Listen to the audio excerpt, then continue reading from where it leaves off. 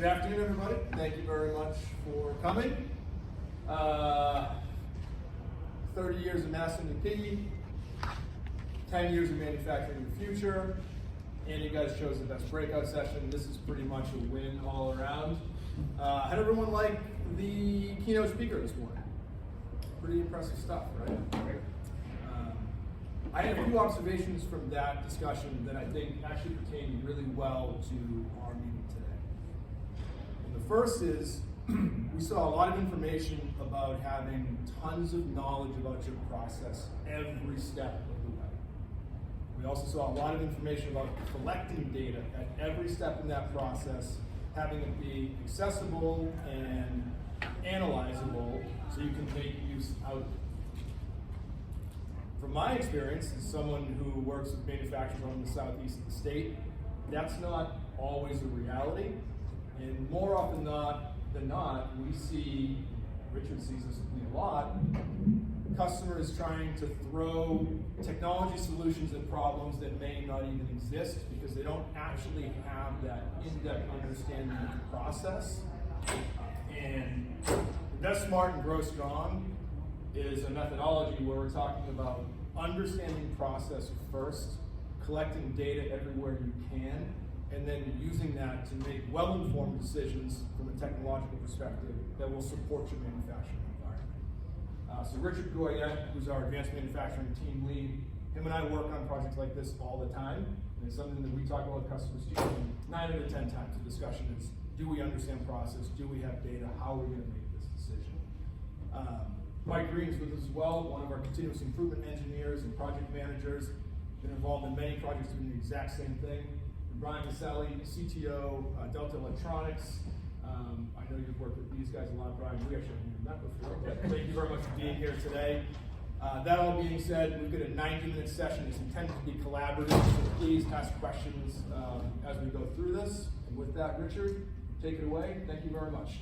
So, like you said, this is meant to be an interactive session. So hopefully everybody will be able to stay awake after eating food.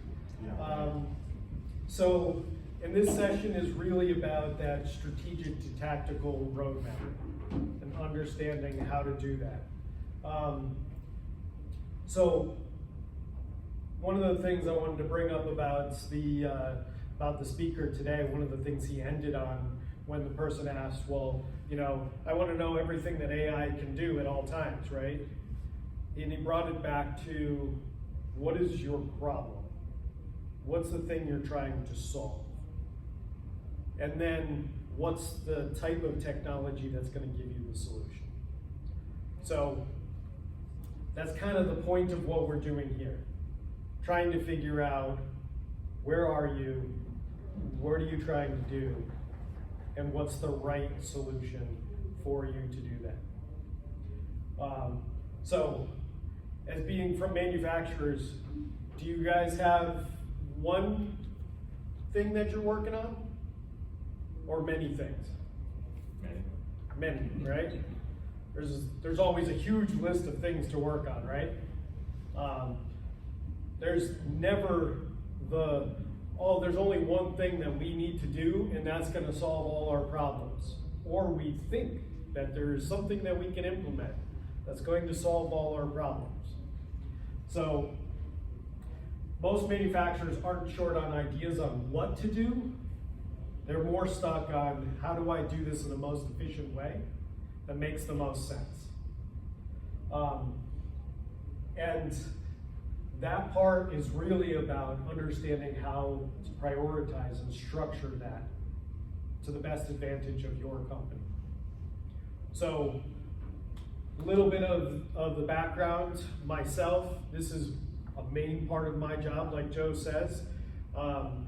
My job is to help companies with technology. The first thing I ask them is, how does this fit into your strategic plan? And if I get blank stares, say, we should probably start with this. Because if it's not integrated, I don't know that it's the right solution for you yet.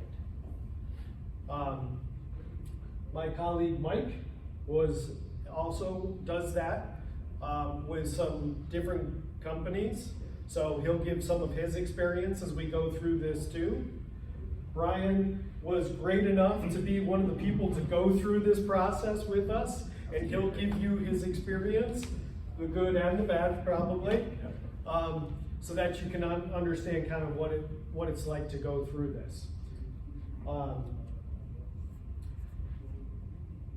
So there's really what I've seen after being brought into a whole bunch of different places is there's usually 3 different things that people talk about when they're talking about technology. I come in and they've got all of these initiatives. You know, we're implementing a brand new ERP system, we're buying a robot, we're gonna implement AI, and we have this CI thing happening in the corner. And okay, who is working on that? Well, we have these 2 people that's their job. So all of these initiatives are really disconnected on what they're trying to do and why they're trying to do it. The next is somebody who is a decision maker goes to something like the Rapid conference that happened a month and a half ago, and sees a technology and says, that's really cool. We're gonna buy one of those. And they go out and they buy one of those. They buy a robot that usually ends up becoming a coat hanger, or a 3D printer that sits in the corner and the engineers use it to make toys for their kids at home.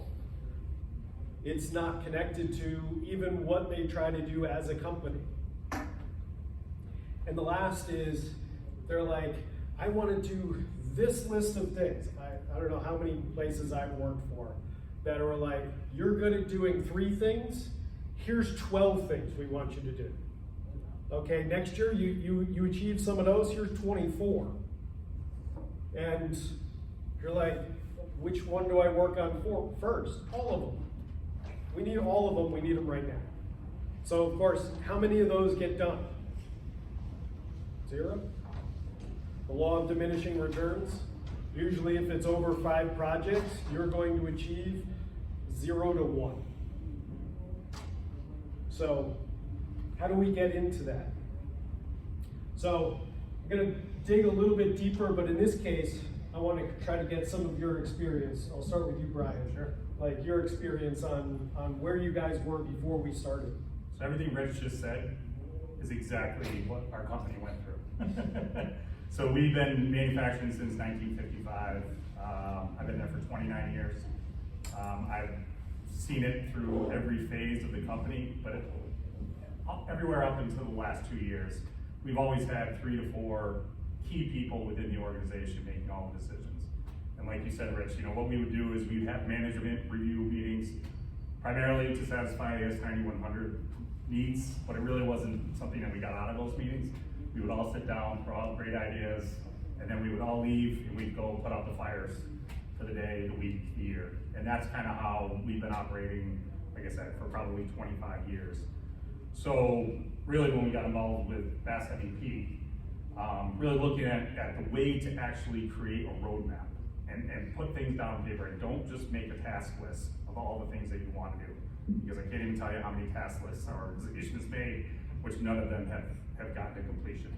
What you said about the 3D printer, brought a 3D printer in-house. Next thing I know, all my engineers are making widgets, you know, like little gimmicks. We brought a robotic arm in that literally sat in my closet for 3 years. Like, just sat there, I was trying to figure out how am I gonna implement it. And what I realized is you have these 4 to 5 key individuals who had all of these great ideas, but we didn't have a plan in place. Without a plan, without really focusing in on how do we implement that plan and complete those plans, we kind of just kept going that way for 10 to 15 years. And then obviously when you guys came in and we really looked at, okay, let's put all of these ideas up on a whiteboard. And I was actually laughing at the time when he did this because he brought out sticky notes, and I'm like a technology like, I don't use paper, you know, I don't do any of that. But we went up, did the whiteboard, took a look at low risk, high reward, and categorized everything and put together this roadmap. And we implemented that what was it, back in October, I want to say. And it was within a month or two that we recognized where these huge holes were within our upper management structure. And in the past 2 to 3 months, we filled those holes with key individuals, and now we're starting to implement that plan. So going from exactly like you said, like this company that was very forward thinking, had a lot of great ideas, but just didn't have a plan put in place to implement those ideas to where we are today. I mean, it's literally, again, I've been there for so long, and these are things that I've always had in my head since I've been working at this company, and actually see them, implemented and actually seeing that we're getting results out of it. It's just like, oh my God, like, well, why didn't we do this 10 years ago? So. And Mike, you worked with a company recently on this. Yeah, a similar experience. My role with MassMEP is going and leading some of these types of events, some of these types of workshops, and I was working with a company recently that went through a similar effort, trying to come up with a bit of a strategic roadmap. It wasn't quite as technology focused, but it was effectively the same type of thing. The company was facing a pretty big projected growth curve, so there was a big need for finding ways to deal with a new business and process new things, very high variety type of industry. So it was going to require a whole bunch of engineering effort, a whole bunch of customization, and their process, they knew their process just was not set up to handle that kind of stuff. It was all very dependent on individual people making decisions and making the best of their knowledge to the best of their abilities, but didn't have the structure in place and didn't have the tools and systems in place to be able to make that effective. So they embarked on that whole process. We did a similar thing. It was a little bit of a different technique than what Richard took. We had Post-it notes on the wall, and we mapped out that whole process to identify where the disconnects were. Same type of thing. We wanted to figure out how do we get the different pieces connected in order to turn that into identifying where the gaps are, and then sequence some initiatives off of that. So, okay, here's the key things we need to accomplish and change in order to create a new system that's going to be beneficial for us. So we'll walk through that as we go. But my experience has been on that side of it, trying to facilitate some of these workshops and efforts to create this map based on what we can identify within the process of some of the weaknesses. So does this sound familiar to some of the companies that you're from and some of the places where you're at right now? So really, when I hear, and again, I'm usually brought into a company when I want a technology or I have a technology problem, come and help me. What we really come back to is that focus problem. They don't have the plan. So it ends up not being a technology problem, but a plan problem. So next, a little bit about road mapping. You've heard us use that term a couple of times, road mapping. What is it? So it's a structured decision-making process. I'm going to walk you through the process. I'm going to give you some questions, some ways to do it within your company. I will say this is a skill and something that you learn with experience. So it takes a little practice, and we definitely can help with that. But I will be giving you the process, and we'll walk through some of it here. It really connects the business goals, operations, systems, and technology. How do we get all of those pieces together in one setting? And then a way to sequence that over time to make sure that I'm not trying to do everything at once, not trying to boil the ocean. So what it's not, and this is where you heard it from Brian, it's not just a list of projects. You know, it's great to have a list of projects, but that's not the end of it. That doesn't tell you much.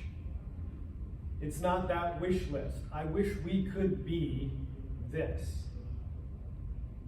That's great to know, that's great to have, but there's nothing behind it. It's not a vendor-driven plan.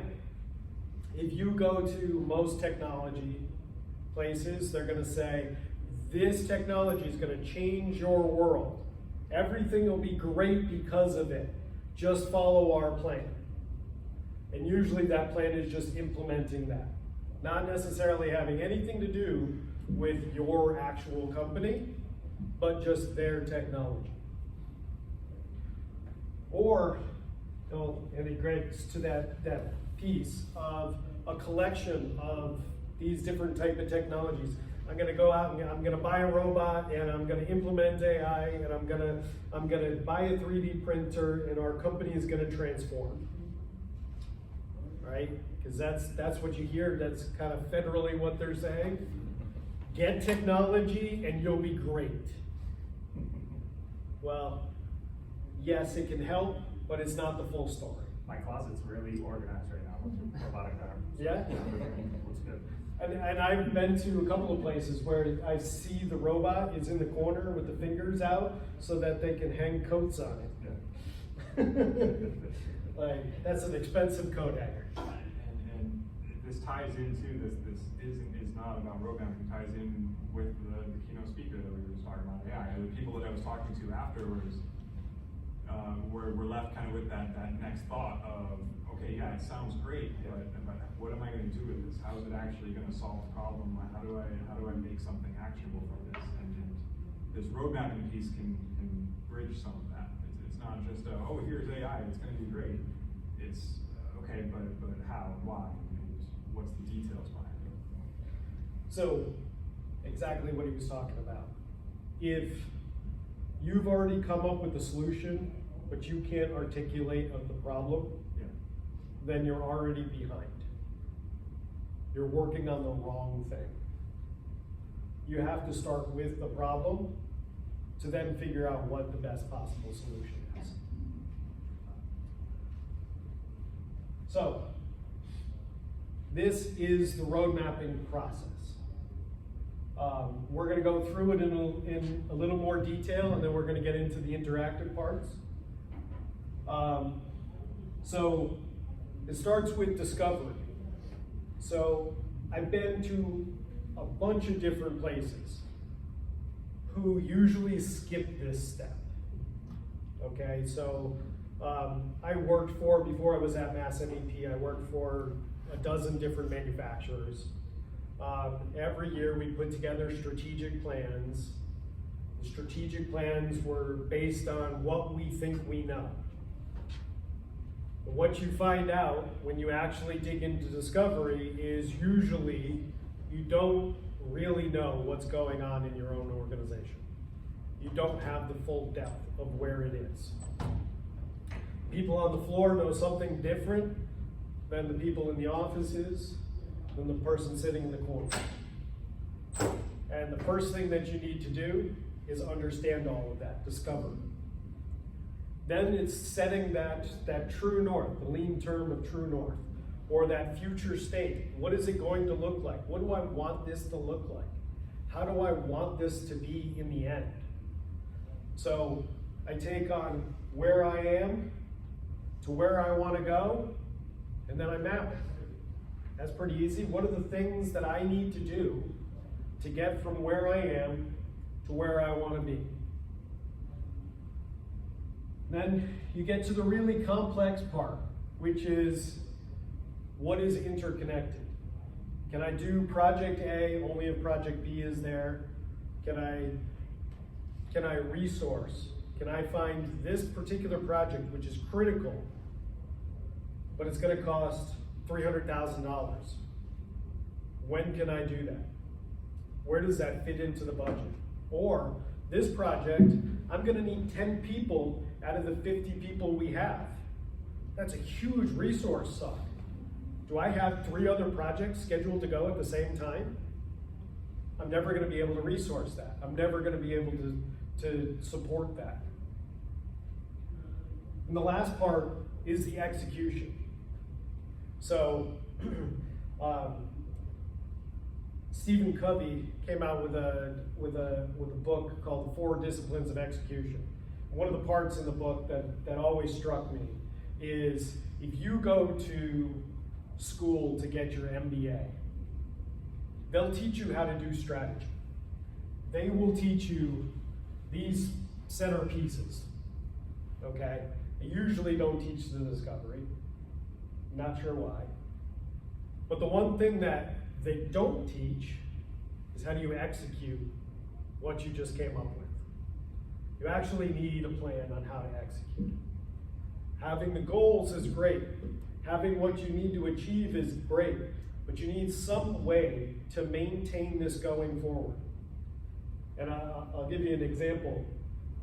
I had a boss who was great at strategic planning, okay? I worked for this company for 10 years as the CTO. And we did 15 strategic plans in that time. 10 years? In 10 years. Okay. Because so you finish the strategic plan. Look, the plan is done. All the executives sitting in that room knew what the plan was. And then he'd walk away. And a couple months later, he'd come back and he'd say, well, how come this isn't complete yet? We never followed up on it. He never looked into it. He never told us what we were going to do, who's in charge of what, where we were going to fit it, who was going to report out. Maybe we went off, started working on some of these projects and ran into problems and had no way of feeding this information back to the plan. So his solution, the strategy must be wrong. Let's have another strategy. So I spent more time building strategies in that company than I think doing my job as an engineer. So. And in my experience too, off of this process is maybe the business school side of it is good at the core of the middle there, but a lot of day-to-day businesses tend to be good at kind of the back end of it. Like we know how to do stuff. Yeah. So we'll be very action driven, we'll have our task lists, we'll make sure we're always acting and working, but we're missing that first two steps. So, well, what is it that we're currently at, where are we trying to get to with all of these things? So a lot of the actions, a lot of the activity, but not as much of the core planning part. So if you think of this a lot like, I'm gonna take a trip somewhere. I'm gonna take a vacation, okay? I wanna go to Florida. I'm gonna drive. So I have to know, well, where am I starting from? It's gonna be different than if I start from this location than if I start from my house. Where in Florida am I going? I need to know exactly what I'm trying to do. You know, do I want to hit the beach? Do I want to spend my time in one of those parks? What am I trying to do? Where am I going? And then what are all the stops along the way? I'm gonna have to get gas. I'm gonna have to, you know, spend the night somewhere. Where are all those places on the way to get to what I'm going to do? And then how am I going to afford to pay for it all, right? And then as you're going, what are you doing? You usually have your Google Maps on and it's telling you, you know, you got 20 miles till the next exit and you're following that along all the way. And that's really what this process is. So in the discovery phase, that's really the understanding of where are you? Do you actually have business objectives? Surprisingly, I've been in a lot of companies where their business objective is to make money for the boss or get to the next stockholder review as a positive. Those are not business objectives. You really need to know, what are you trying to achieve? And that should be motivating to the people that are at the company. Making money for somebody else is not motivating to somebody. What are your current processes? Where are they? How are they? How stable are they? Do you know how they flow? Are they repeatable? Are they stable? Are they predictable? In most cases, you ask people, how does this go? Well, you know what? If we lose that person right there, I don't know if we're going to be able to sustain this process. Or another company that I'm working with, if they lose one piece of equipment that was invented there by a person who no longer works there, they no longer can make this product. It is their sole product. That's a pretty high risk thing. your systems. This is amusing to me, and this was one thing that I loved that Delta did before we came in, and they were able to give it to me. Most people, you're gonna go buy an ERP system. They go out and they try to find an ERP system that matches their business. They never stop to think, what is our process that this ERP needs to do? What actually is our process that this MES or PLM or QMS, what is our process, and is this software going to help our process? All of those pieces of softwares are just a database. They don't solve problems. In a lot of cases, they cause problems. All they do is store data. The process has to be defined by you on whether that's going to be good or not. So you have to understand, are your systems doing what your process needs? Or are they just pieces that we implemented and that we knew how to get to work in our system? Show a raise of hands. How many people have ERP systems that they have other systems that compensate for? Excel spreadsheets, work, different procedures you have on how to manipulate the data to get it to be what it is. Yeah. Most people do, because they don't know what the process they need from it first. What's your data reality? So, conversation that we had when we were with Delta is the conversation of a data lake. How do I get all of my data to be in one place? And how do I get it so that every system can talk to that data? The biggest problem with communicating data to data is the date. Because one system will hold the date, day, month, year. Another will year, month, day. Or it'll be month, day, year. Or it'll be month, day, year, time in a 12-hour clock, in a 24-hour clock. Now if you have these systems trying to talk to each other, they don't work. They don't talk to each other. And the last part is that culture. The people in the organization have to be ready for a change. They have to be part of that change. And they need to feel like they have an input. So, and how do we do this? So, one of the main ways that I do this through interviews. One-on-one interviews or group interviews with different groups. How did that process go? It went good and bad. You have the machinists that have been there for 30 years and they don't want to stop writing programs manually. So they'll give you their feedback and that they can do it faster than a CAD CAM software. And then you have the people, that are younger and, been there for a few years and are energetic. So it's, you take a different approach, but you gather all that information from kind of each little group of people. And that's when you decide how we're gonna roll this plan out. You have to be very strategic about how you do that. And I think every organization is like that, obviously that's been around for a while. But, the biggest thing that I got out of it was that before we went into this, I felt kind of disjointed and really not confident. We had an MRP system that we bought 25 years ago. And then we stopped the subscription service about 15 years ago. And we basically brought in consultants and built everything around this MRP system. So I look at it as a car, that's our engine. It drives our production planning, our schedule, but all the tools that we've attached to it were all done outside of that MRP system. And now we're going into the next phase where we're looking to upgrade all of that, and we can't take that same approach of, okay, well, when you were talking about when you look at MRP systems 25 years ago, you're not thinking about, I need to display data on the floor, for the assemblers who are assembling our product to see what, how many pieces per hour they're gonna get.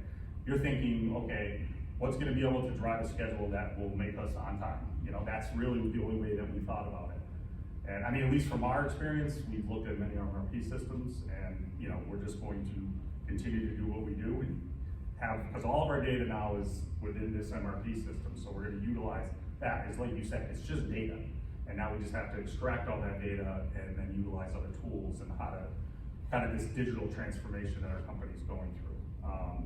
But you know, the main thing is what I, for 20 years, I call it the dartboard approach. And I remember back when I was, you know, kind of lead engineer in the department, we had a guy that was there for 30 years before me. And he did all the costing on these cards. You know, we would write down all the costing. And then we went to Excel files. And everybody was like, oh God, you can't do that. You know, how dare we go to Excel files, right? So I saw what it took to get it from there to there, and then we went from Excel files to databases, and now going to where we are gonna go to that next stage. We took like this dartboard approach where it was just like, just throw a bunch of darts and you know, we'll get 20% of our orders, throw a bunch of darts and we'll solve 20% of our issues. But we didn't have a plan to put in place. It was always this dartboard approach. And now that we put that plan together, it's like, no, it's not a dart. You're being reactive by doing that. We want to be proactive and realize what are your problems going to be. And by doing this roadmap, you can really take a look at, okay, not just the next 2 years, but the next 3 to 5, 5 to 10 years.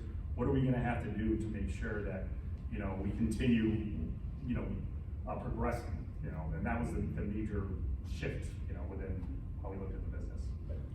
And, I mean, I know, Mike, usually we call it the therapy session.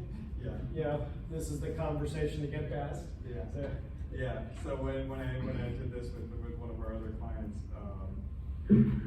this part of the process, this first step, this discovery step, was where we spent a lot of our effort and a lot of our time, because we were mapping out their whole current state, everywhere from their initial customer relationship, customer acquisition type stuff, all the way through delivery, shipment, payment, back into that process. So we went through that same process of talking through everyone along the way, doing those one-on-one interviews, understanding their contribution and what their activities were to that whole process.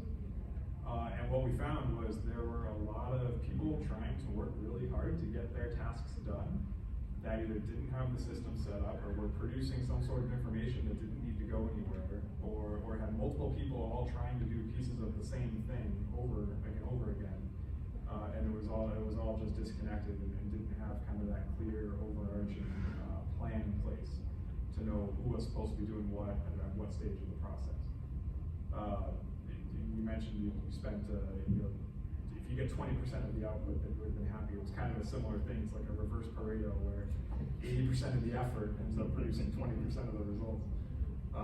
It was very much that same kind of thing though, where it was all very disjointed. So that process of going through that with this client was really illuminating for them. It was the biggest I think impact that we had through this whole road mapping process was just in this first step of discovery, because nobody knew any of this stuff. Really, everyone knew their piece of the process, but nobody had an overview of the entire quote to cash process. And when everyone could see what other people were working on and were doing, and then get a common view of that whole thing, that's where a lot of the waste became clear and a lot of the opportunities for improvement became clear. So it was a really critical one, a really impactful one, but it was an effort to go through that, and it really took the community of everyone involved to make sure that we really understood what was happening.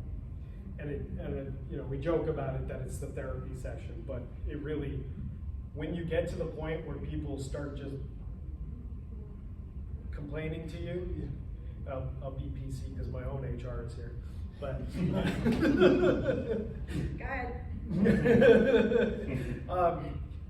that tells you a lot of information. The culture is critical to change management.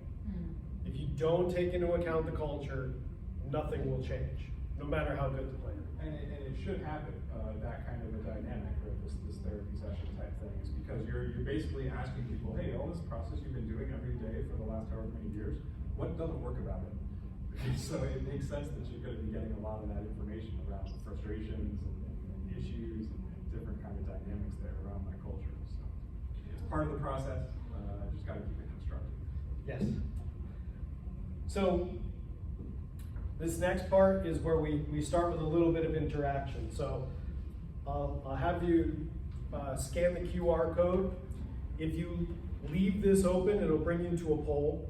If you leave this open, we'll be using this throughout the rest of it. And then you can just answer the questions. I just want to give a second to make sure everybody, I just blew it up so everybody can see it. Is everybody able to upload it? Should ask you your name first, or the name you want to use. Doesn't need to be your name. Can use your neighbor's name, I don't care. So, first question, what is your business objective? I gave you a couple of options, so you don't have to write it your own. So like, for example, I was gonna fill in on behalf of that client that I've been talking about. Their objectives were essentially to increase profitability, right? They were faced with a big increase in sales, and they knew if they didn't increase profitability, they were gonna be behind the eight ball revenue-wise.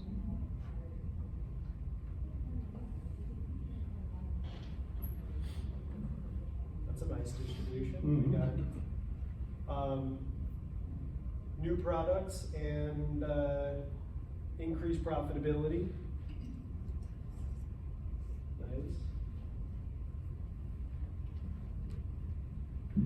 Does those people that want to increase product, do you have a process for new products and new markets?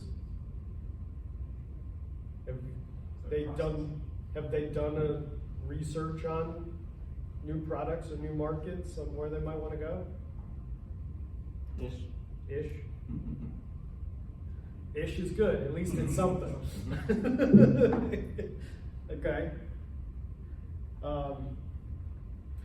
And again, it's how are you trying to create your business to begin with?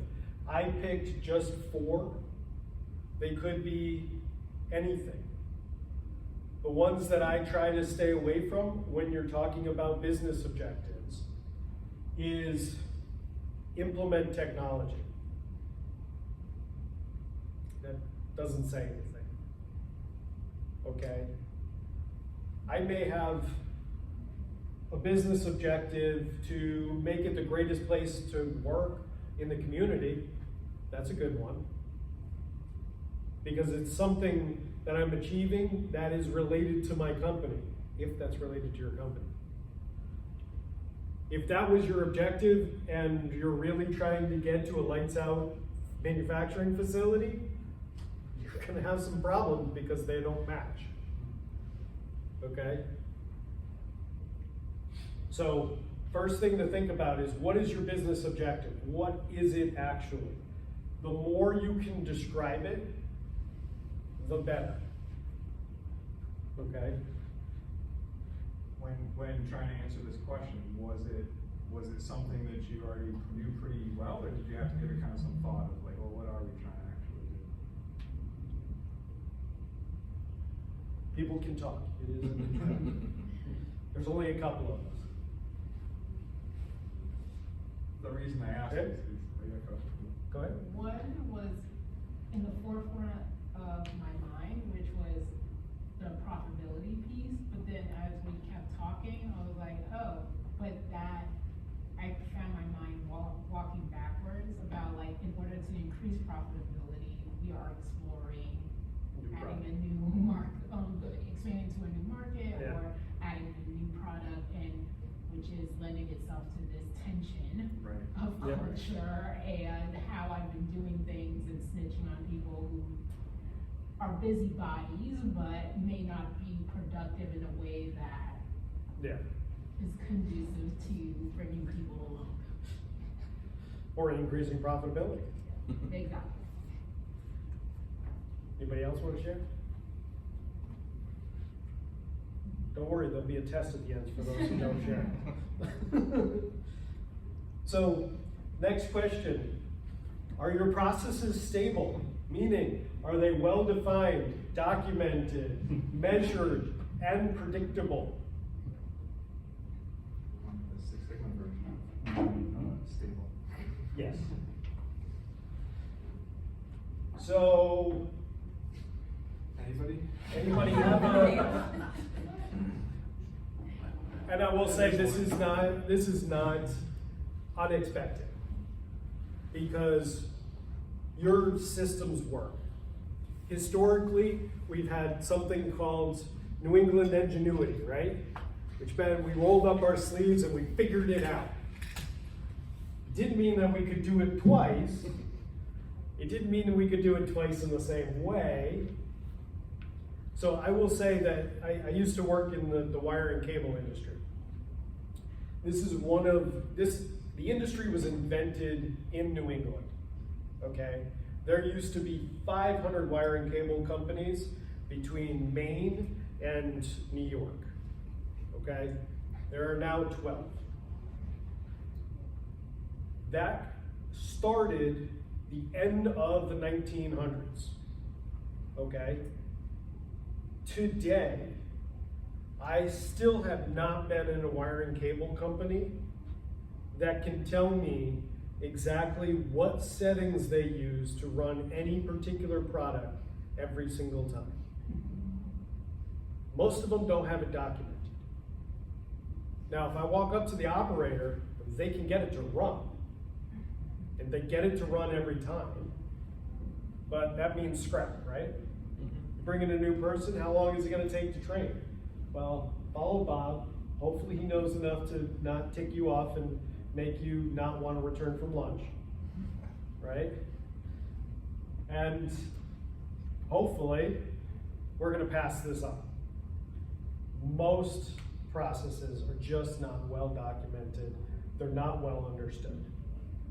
They're usually very poorly measured, which makes them unpredictable. So all of those people that are talking about how can I get an AI to do a proper production schedule for me, it's going to eventually say your data sucks.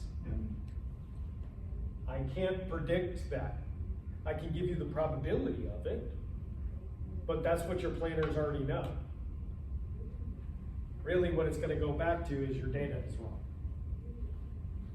And a note on the stable process piece too is that not having a stable process doesn't mean that you can't go forward with the road mapping process. This is all part of that first step of discovery. So understanding that and being aware of it and knowing why it's critical is the whole point.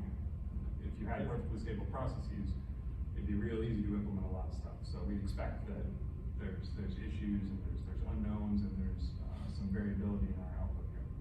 And again, it's like you said, this is knowing where you are to start, not fictitiously thinking you know where you are. So, which of your systems are set up completely and communicating completely?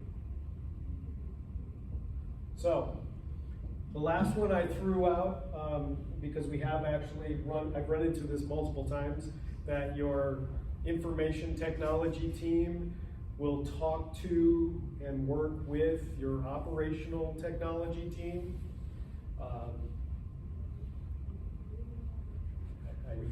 We had our IT department and our controls engineering departments in practice.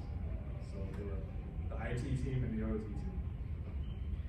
So I was just at one manufacturer who the IT team refuses to have any of their information accessible online.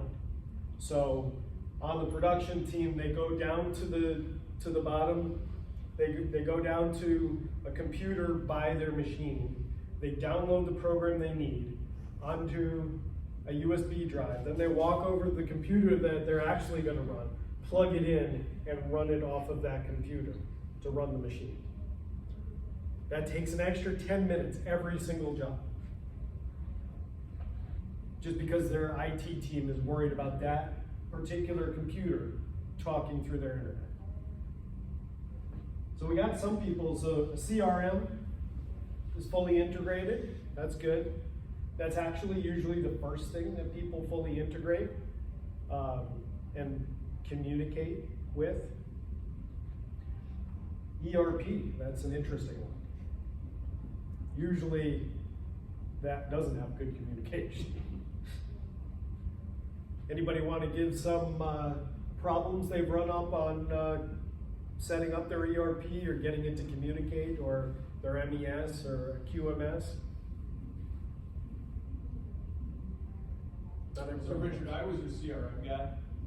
And I put it because our CRM, I would say internally, is fully integrated. And of all the places I've worked before, CRM was the only system that generally was set up and running really well. And wasn't always managed by users perfectly, but at a company level, was functional and people didn't complain about it every day, like ERP systems. And I still haven't gotten really what it is about those, what it is about CRMs that people seem to implement those well. Now I would say he's talking about our CRM system, which we also use as an ERP system. And I will say, yes, the CRM portion is pretty good. Us trying to distort it to make it an ERP is not so important. You can't take a tool designed for one purpose. And just, distort it to do it to everything, but we have a programmer.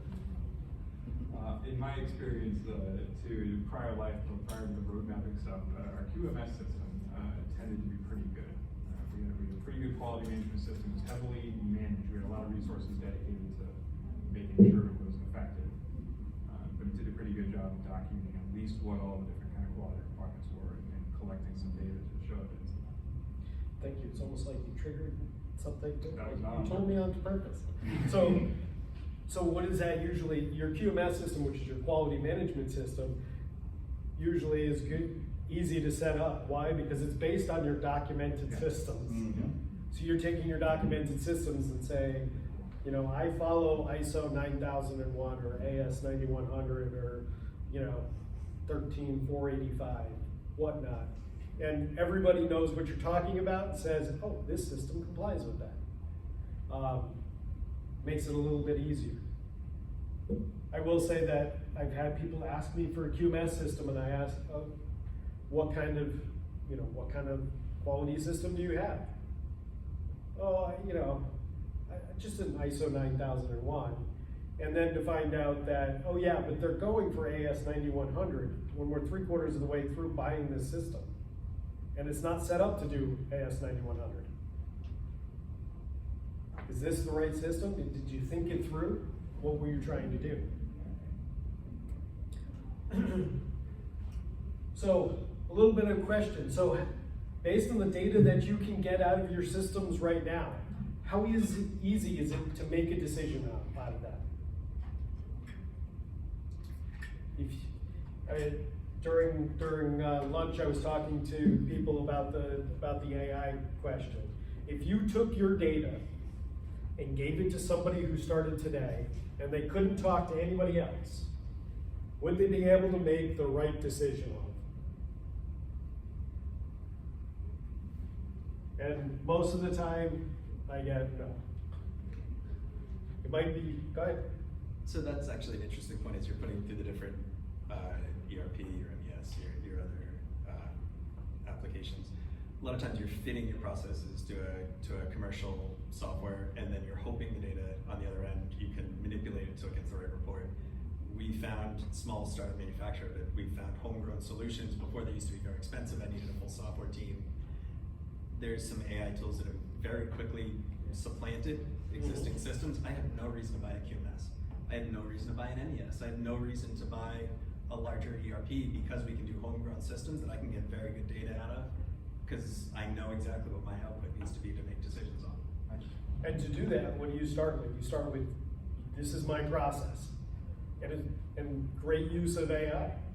Help me to vibe code a software that's going to give me my process. Now, is it ISO 9000? Like, can I get it certified? That's a future problem that I'm working through now, but usable data, but again, those are often very different. Yeah, you go to at least ISO 9000, you do what you say and say what you do. As long as I know how I got there. And in fact, in 2015, they added the whole software thing, just because software became so much more of a person's system that the software clause says you have to know how your software deals with data, you're gonna be able to answer that 10 times better than somebody who buys an off-the-shelf system. Because here's the map that made the program. But yeah, data itself, having that data and having that data good is a critical component that most people don't have. How many of your companies still write down data by hand on a piece of paper? Wow, nobody? Well, you're talking like, dimensions, things like that? Yeah, all We your haven't fully done dimensions, digital. Yep, we're still doing that. it's very common for small manufacturers to be writing all of that information down by hand, and maybe they pay somebody to type that all into a computer afterwards. So, translation, understanding what somebody wrote, them writing it down wrong. It's funny, I worked for one manufacturer and they said, no, we have great documentation. Go look at our inspection sheets. I pulled out an inspection sheet. One dimension is the same exact measurement for 35 reels. That's not real data. Okay, somebody just fudged this. Yeah, the paper's filled out, but if I had showed that to an auditor, they would have said, that's trash. You know nothing about that product. So, how ready is your culture for change?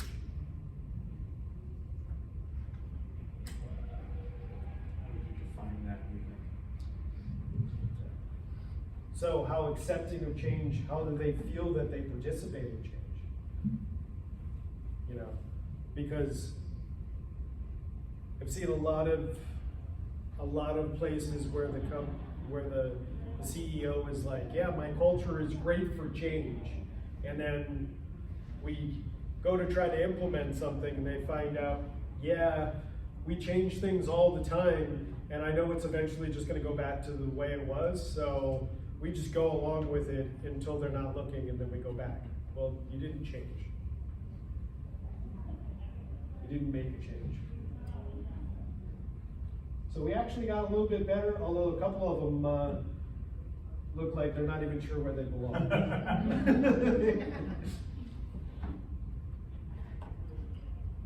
So that was all just defining your discovery. You're finding where you are. Where do you start?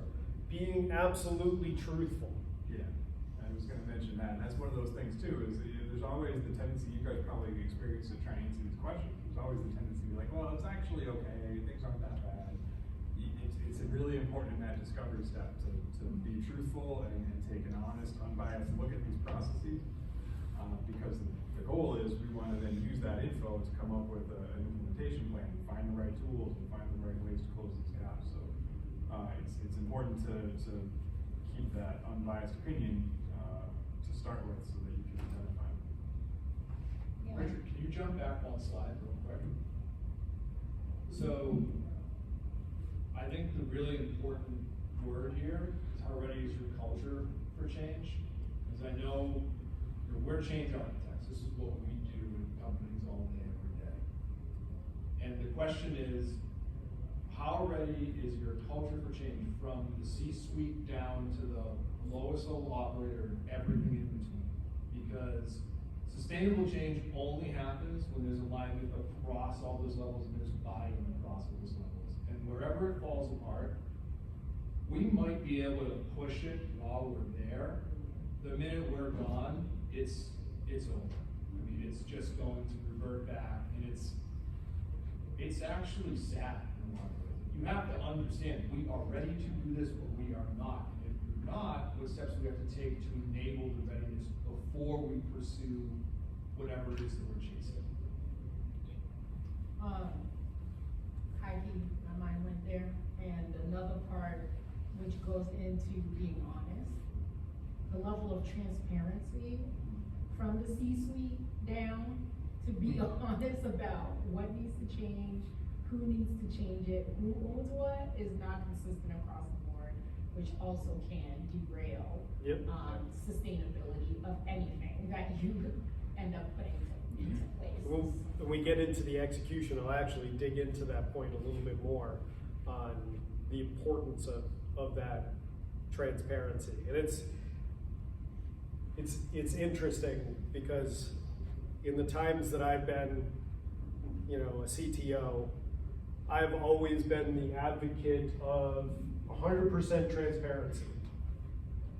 I would rather have the discussion with a frontline operator that doesn't understand why $1 million in sales doesn't mean he gets a raise by $100,000, and the difference between profitability and sales.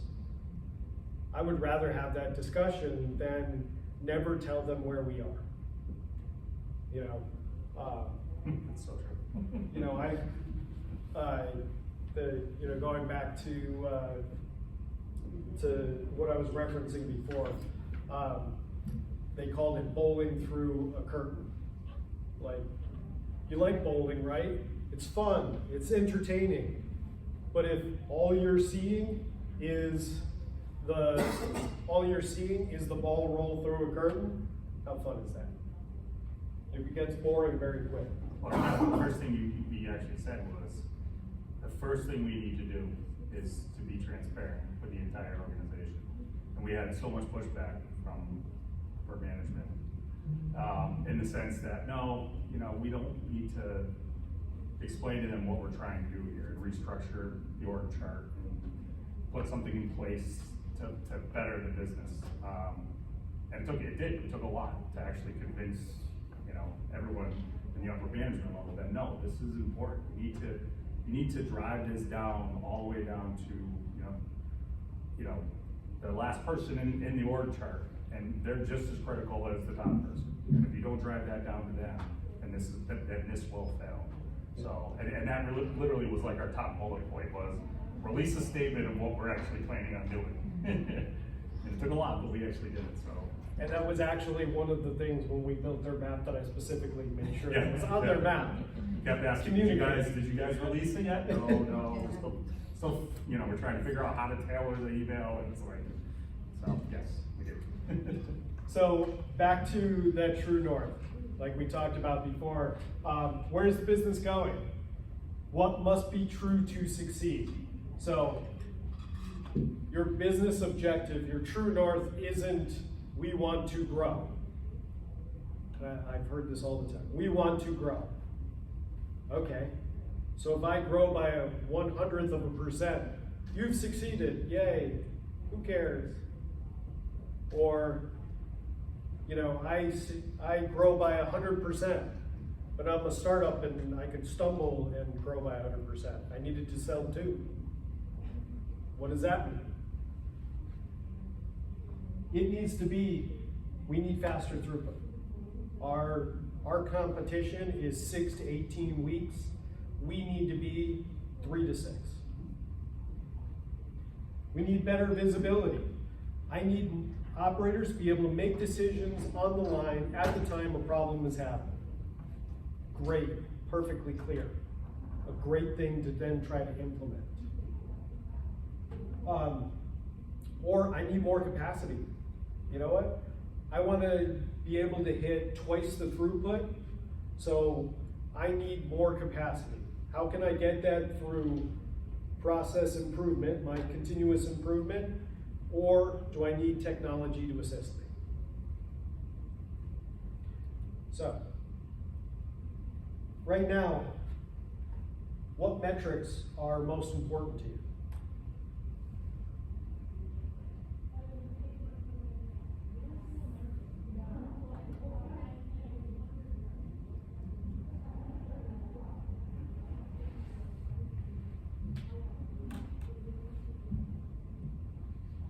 Just wish you told me how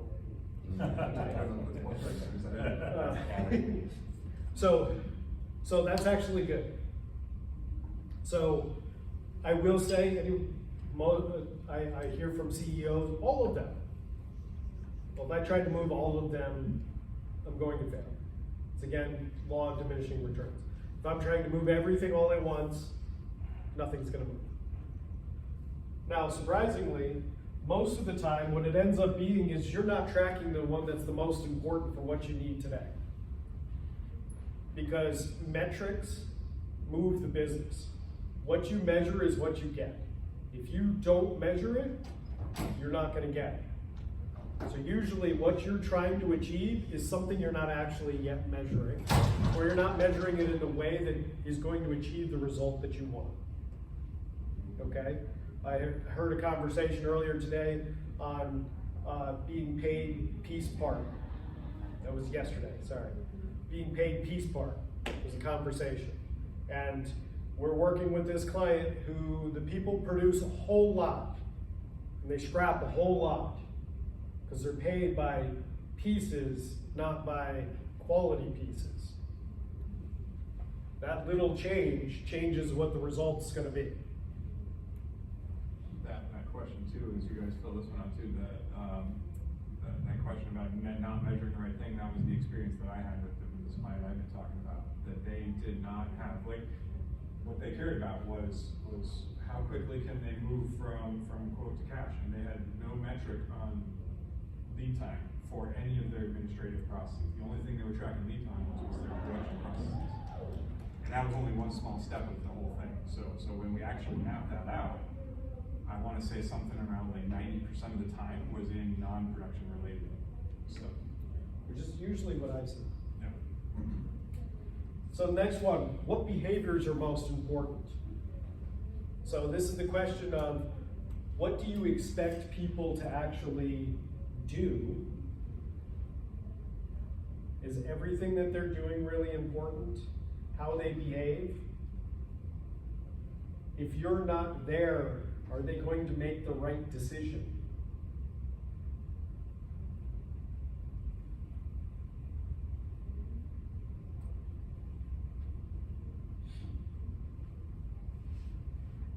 And some of these kind of relate to different ways that companies work, who those companies are. There are companies that you know what, this is a 4th generation, everybody in the company is a friend, is part of the family, is part of it. Knowing that culture is going to be different in changing that culture than knowing a culture of, I come in, I punch the clock, I go home. Neither one is bad. It's just knowing that helps you to decide, how am I gonna actually achieve this?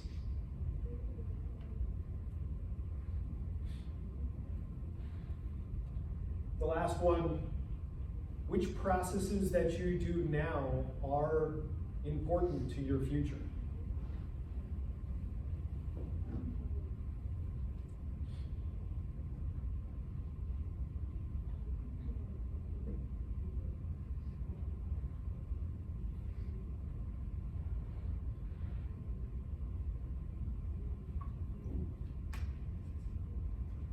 When you're looking at your processes and what you want to do for the future, we talked about developing new markets and new products. Those may use completely different processes than what you have today. Some of your processes today might be those manual processes that we talked about AI taking over, because they're a complete waste of a human time to do. Knowing which ones are important and which ones are not important are critical for knowing where you're going. And if all of them are important because you're just trying to grow what your organic business is to begin with, okay. Then that goes back to, are they well documented? Are they well understood? Are they measured? Are they predictable? So I'm going to jump into the next step. Is programs and projects. So this is I think the fun part, is what is that list of things that you think that you need to do to get from where you are based on what we just created to where you want to be that we just talked about. Okay? So what processes need to change? What about your data needs to change? What systems do you need? What workforce do you need? What do you need them to be capable of? And what's the culture that you need to move?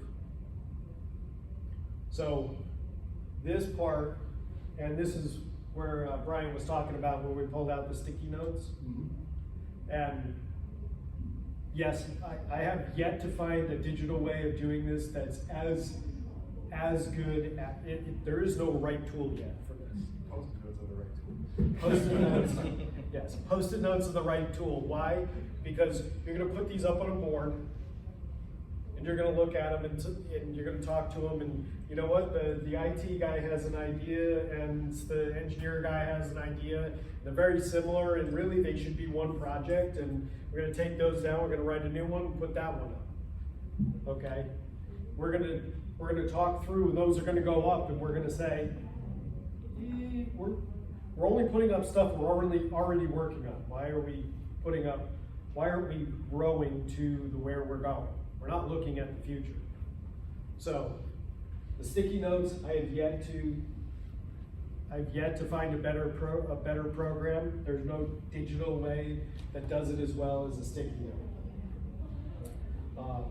But this, with you guys, we spent 8 hours? 8 hours, yep. Coming up with pretty much every area that, we look to, where can we apply, resources to improve whatever it was. And I think our metric was, easy to implement and most reward. I forget what the exact terms you used. You High came up with a impact, grid, high high impact, high reward. And what you do is you sooner or later you visualize what these low hanging fruit are that you can attack right away. And then we had all this other stuff that was kind of the other 3 grids. And what we realized is, all of these things we put on the board, we've talked about for years.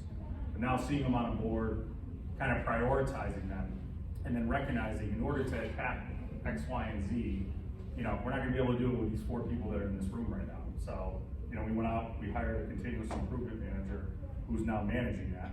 And now we have, 13 active charters right now for continuous improvement that were all on our board, and we wouldn't have done that unless we kind of went through this whole process. We would have come up with the great ideas, just we wouldn't have done anything with them.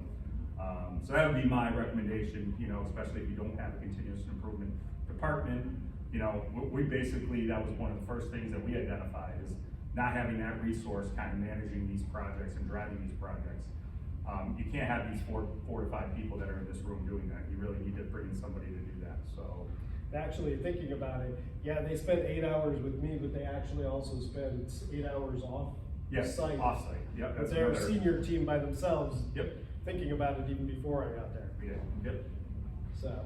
And that's definitely a recommendation as well, but yeah, putting it on a board and kind of visualizing it, to me, you can all be sitting in front of your computer and having a Teams call, but sometimes you have to do it in a room on a whiteboard, or sometimes you gotta go off-site and put everybody in a room. And there was a lot of uncomfortable questions. You were talking about how, evaluating the company, evaluating each department. We did SWOTs, for each department.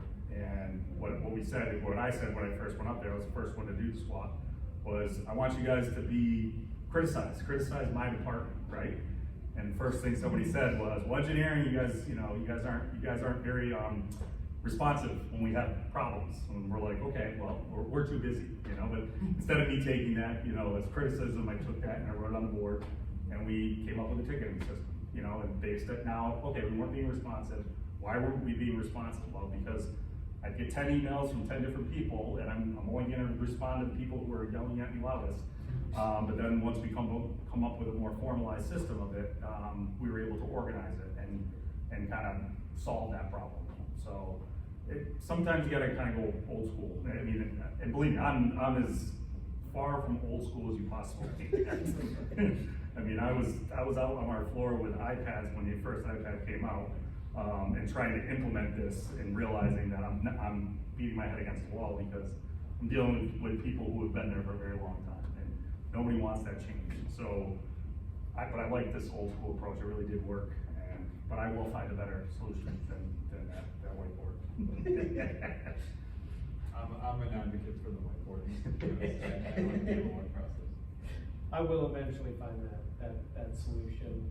It's definitely gotta be interactive, but I wanna be able to have this conversation anywhere in the world. Right.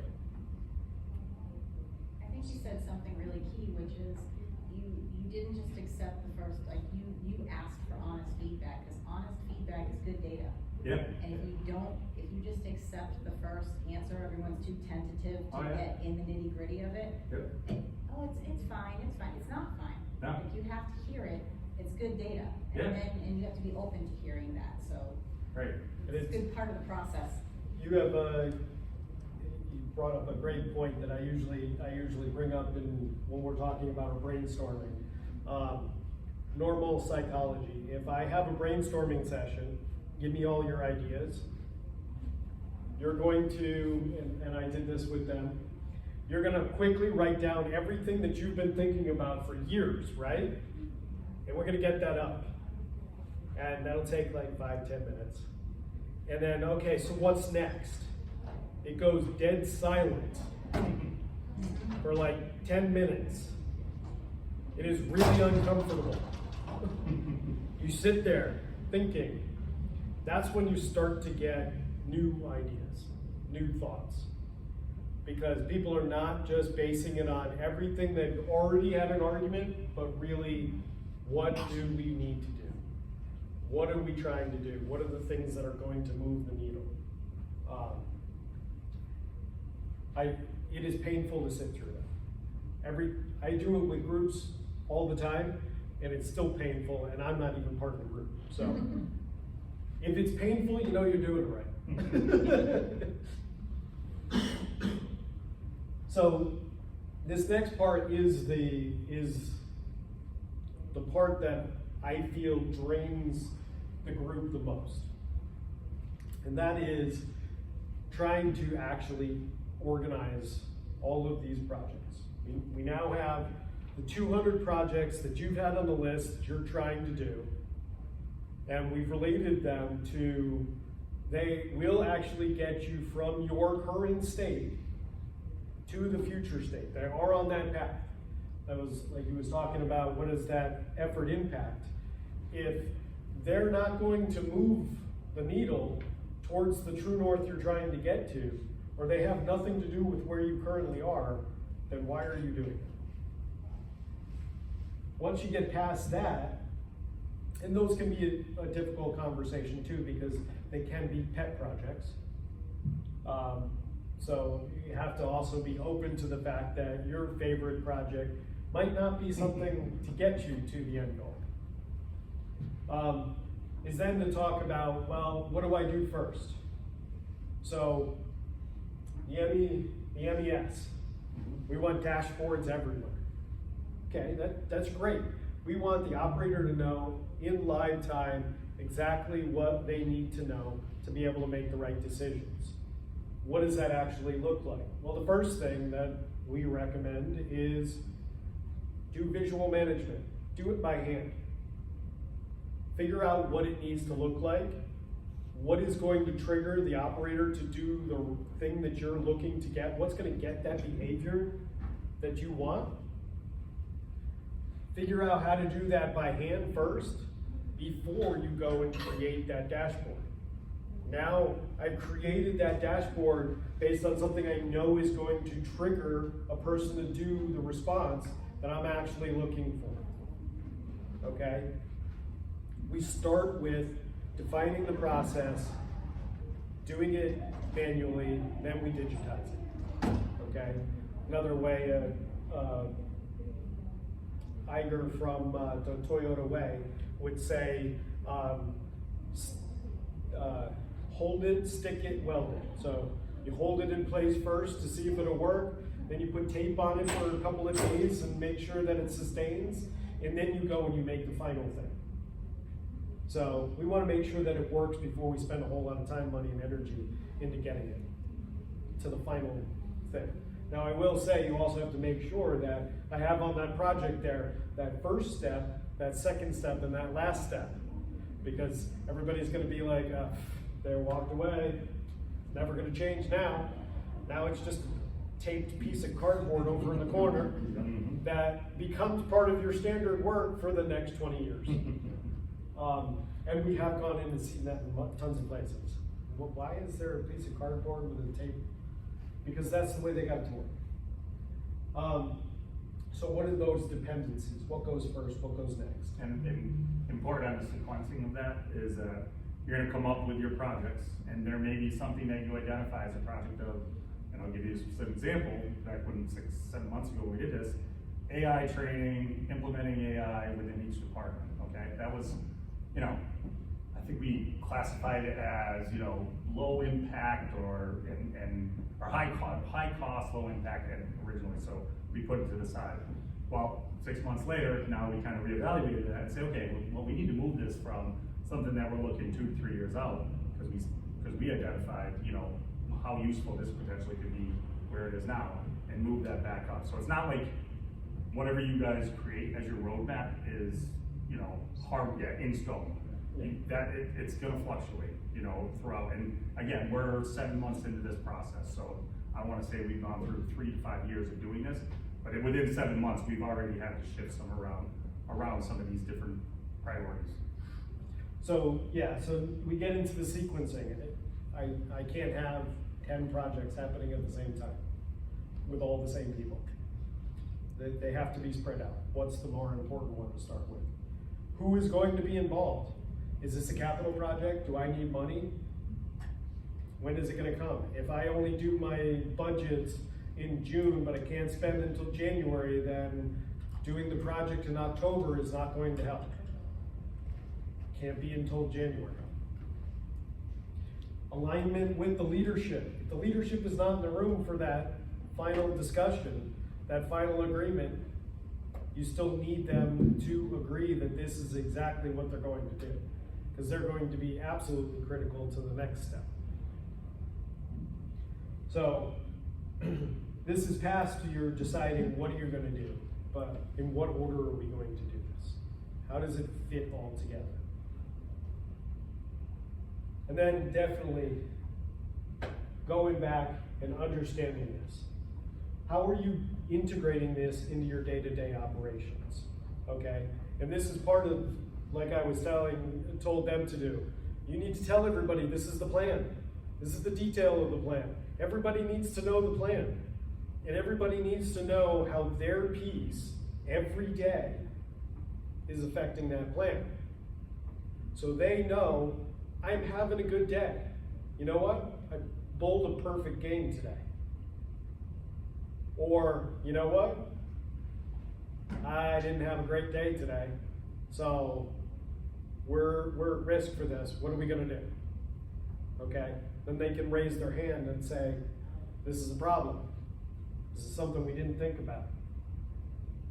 The follow-up cadence and accountability. How often are you getting back together to make sure the projects that you're working on are actually moving? They're actually achieving what you wanted them to achieve. Whatever new problems came up because you don't know what you don't know, that you're working on them. And then, does the plan need to change? Now I like to, and again, we had to go a little bit fast with yours, because we almost ran out of time. But I like to do the stone, pen, paper. The stone, pen, pencil. The first year, write it in stone. Try not to change that, because it takes almost a year to get the organization moving. So the more you change that, the harder it's going to be to keep that momentum going. The second year is in pen. It's a good idea, but maybe you have to swap the order of things, and I cross it out and I write the new order in. It's important that I know what was there to begin with, and I'm making a choice to go to something else, because there will be discussions about why we changed. Okay? We want to know that that changed. And then in pencil for the last one, for the 3 to 5 years, because things are going to change in the next year. That 3 to 5 years is what's going to always be shifting on your horizon. What's good to know is where we're going, but know that that's going to be flexible.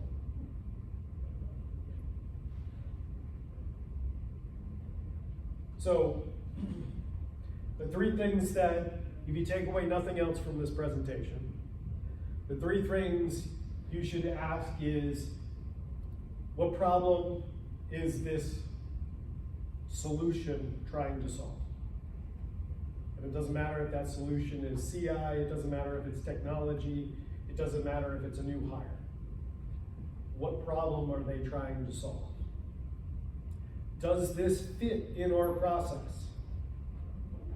Because not all technologies, not all people, not all components of a process are going to work together well. You need to know that. And then, is this the right time to do it or just the right idea? That we want to implement AI. Okay, before we do that, you know what? We should put together a detailed plan of how we're going to roll this out.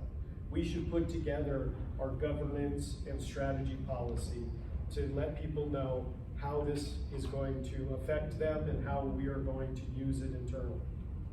Before I start training people on how to use this technology inside the building. Just at lunch there, we were talking to a couple different people, and one of them was talking about, hey, I wanted to take advantage of AI based on all the information from the keynote. But we had that same discussion around the quality of data, so after just talking for 5 minutes, I identified that actually like this one, it was a good idea, but it's not necessarily the right time first, because first we need to go through some sort of Six Sigma stability process to make sure that we have the right quality data that we can then feed into AI to start making decisions. Did you have any other points? No, yeah, I mean, as far as the AI side of it goes, that's exactly what we have to do. You know, I mean, the last 2 to 3 months, everybody's recognizing more and more how powerful AI can be.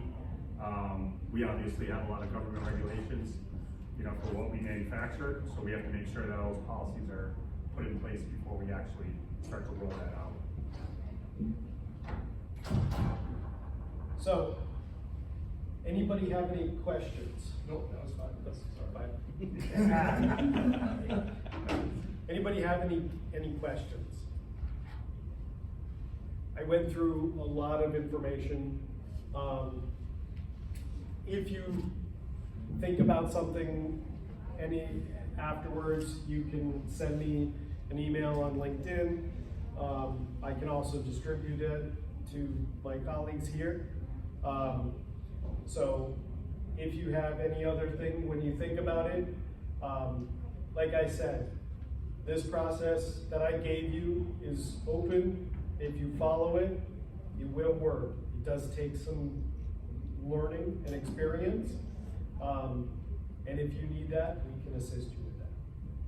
And another note too is, it doesn't sound like this isn't a brand new, rocket science type of process. It's just a matter of knowing where you are and where you want to be and how are you going to get there. But it does take a lot of effort and discipline and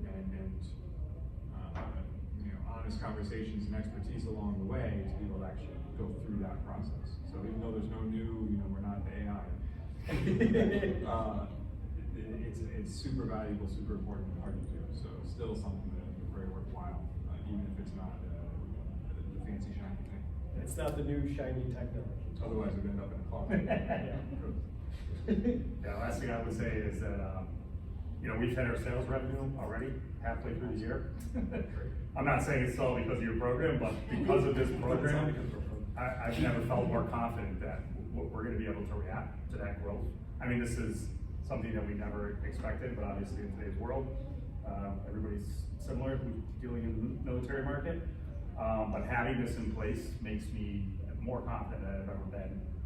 That little robotic arm that was in my closet, we have a full automation cell now that we developed in the last 6 months, and that I bought 7 years ago. I want to say I bought the robotic arm, and the 3D printer that the upper management at the time that I was not a part of fought me on because we make metal cylindrical components. Said, how are you going to make these on a 3D printer? And within, 6 months, we found that we saved the company like $80,000 just in tooling by 3D printing it. So just a couple examples of where we put a plan in place instead of just, like you said, bringing stuff in, we'll figure it out, being that reactive company that we have been since I've been there, and become a more proactive company has kind of set us up to succeed. So, and I think if you guys take anything out of this, that's the way you have to really look at it, is that you can't wait for something to happen and then react, because you'll fail. And I've seen it time and time again. And I feel like this is tools to be proactive, as far as how you look at your business. Thank you very much. Yep. I hope you have a great rest of your day and enjoy it. Thank you.